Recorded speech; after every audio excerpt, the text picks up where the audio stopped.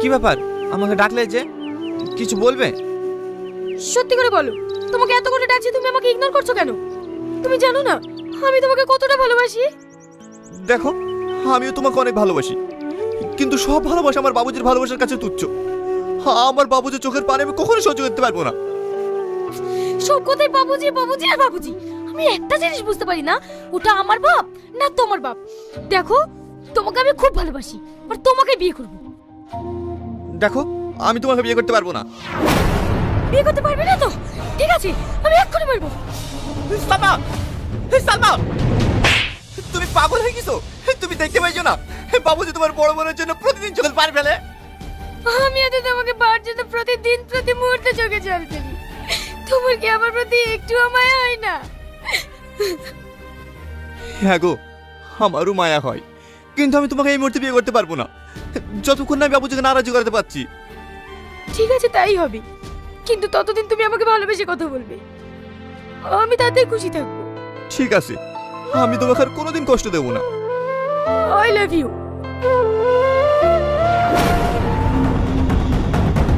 Tony, তোর এত বড় স্পর্ধা, তুই আমার নুনকে আমার সাথে নামখানামি করিস?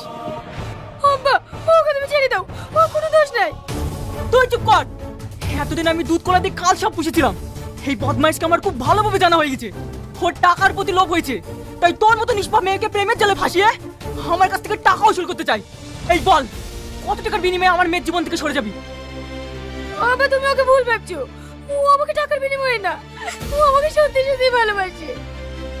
দাঁড়াও সালমা, তোমার আব্বাকে বলো 10 লাখ টাকা দিলে আমি তোমার জীবন থেকে চলে যাবো। তুমি এটা কি বলছো? হ্যাঁ, আমি ঠিকই বলছি, 10 লাখ টাকা পেলে আমার আর কিছু চাই না। দেখলি সালমা, এই বেঈমানকে আমি হারে হারে চিনে গেছি। তোকে আমি 10 লাখ টাকা দেবো, আইনি চাই। তুই মানুষ না জানোয়ার, তোকে আমি এত ভালোবেসে এত বিশ্বাস করে আমার জীবনের সব কিছু উৎসর্গ করে দিয়েছি, আর সেই তুই সামান্য কিছু টাকা লোভে আমার ভালোবাসা বিক্রি করে দিলি। চিটরে চি, তুই এখন আমার চোখের সামনে থেকে দূর হ। তোর মুখ দেখতে আমার ঘৃণা লাগছে।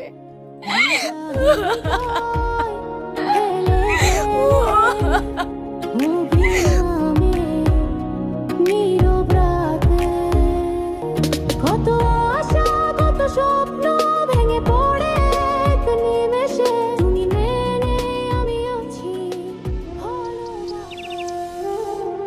মা, আমরা আর কতদিন বাঁচবো বল? আমরা মরার আগে তোর বিয়েটা জানি দেখে যেতে পারি। তুই বিয়েতে রাজি হয়ে যা মা।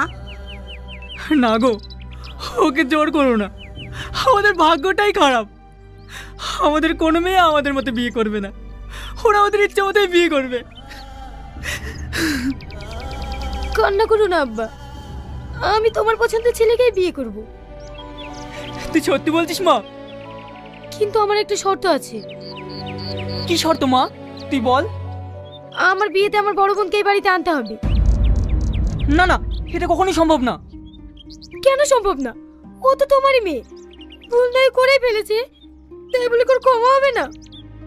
ওগো, তুমি আর অমত করো না, বুড়ি ঠিকই বলছে, ও তো আমাদেরই মেয়ে। ঠিক আছে, তাই হবে। আমার একটা ভালো ছেলে দেখা আছে, তোর আমি 1 সপ্তাহের মধ্যে বিয়ে দেবো। হ্যাঁ, তুই তোর বোন আর জামাইবাবুকে নেমন্তন্ন করে আসিস। ঠিক আছে আব্বা।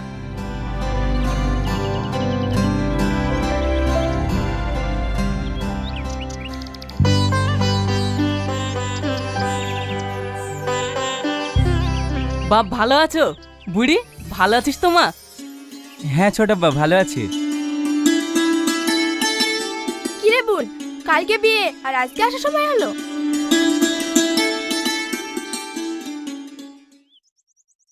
আব্বা ভালো আছো? হ্যাঁ ভালো আছি, জামাইকে বসতে দে।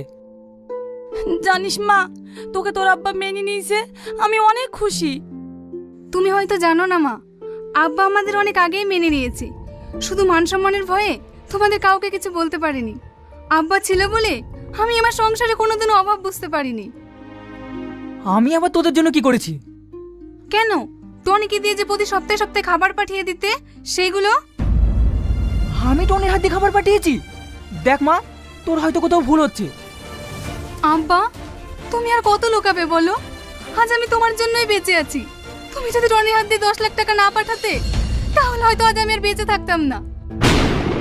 আমি তোকে 10 লক্ষ টাকা দিয়েছি, আমি তো কিছুই বুঝতে পারছি না। কি হয়েছে মা, তুই আমাকে সব খুলে বলতো।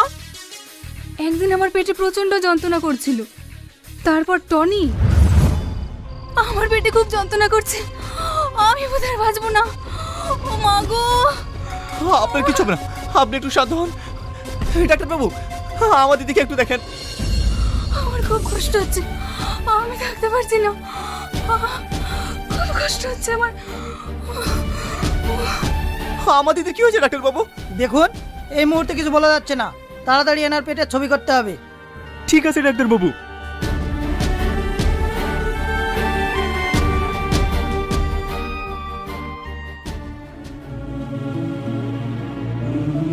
ডাক্তারবাবু, আমার স্ত্রী কি হয়েছে? ইনার দুটো কিডনি 70% ড্যামেজ হয়ে গেছে, তাড়াতাড়ি অপারেশন করতে হবে, না হলে বাঁচানো যাবে না। অপারেশন করতে কত টাকা লাগবে ডাক্তারবাবু? প্রায় 10 লাখ টাকা, আপনি তাড়াতাড়ি ম্যানেজ করুন। 10 লাখ টাকা?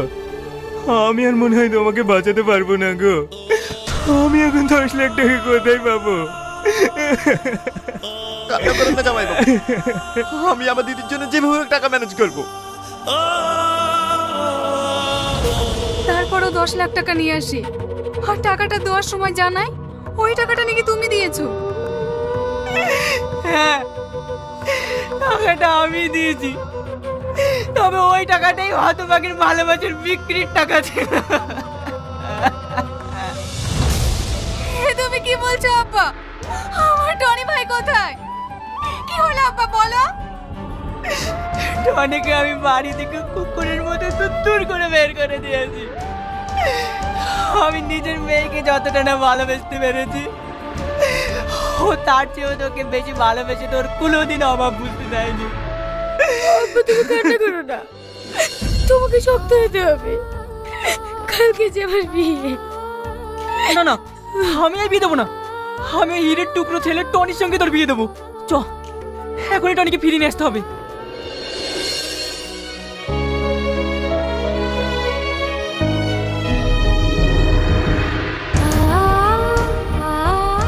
ওই দেখ, হতভাগা বসে আছে, আমি কোন মুখ নিয়ে ওর সামনে গিয়ে দাঁড়াবো?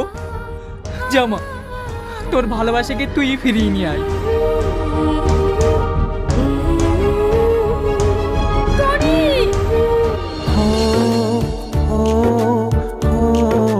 সালমা, আমি তোমাকে ভুল বুঝেছি টনি, তুমি আমাকে ক্ষমা করে দিও। I love you. আমি তোমাকে অনেক ভালোবাসি সালমা।